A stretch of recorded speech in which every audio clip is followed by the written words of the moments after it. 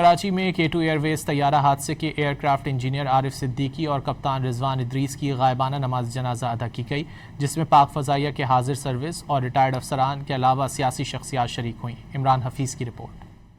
کراچی کے علاقے گلستان جوہر میں کارگو K2 ایئر ویز طیارے حادثے کے ایئر کرافٹ انجینئر عارف صدیقی کی غائبانہ نماز جنازہ ادا کر دی گئی، جس میں جماعت اسلامی کراچی کے قائم مقام امیر مسلم پرویز سمیت شہریوں نے شرکت کی۔ بھائی نے ایئر کرافٹ انجینئر عارف صدیقی کو اعلیٰ شخصیت کا مالک قرار دیا۔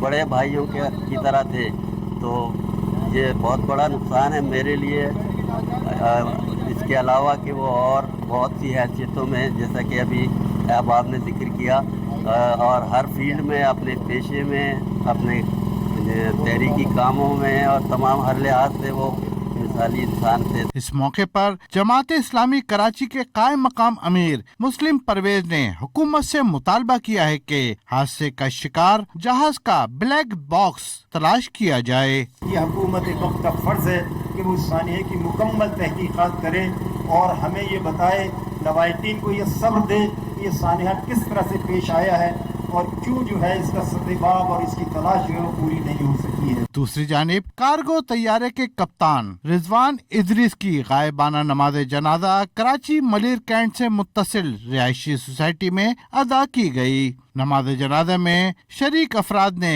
کیپٹن رضوان ادریس کے جرمنی سے پہنچنے والے بڑے بھائی اور دیگر اہل خانہ سے تعزیت کی۔ کیمرہ مین قاسم خان کے ساتھ عمران حفیظ، ڈان نیوز کراچی۔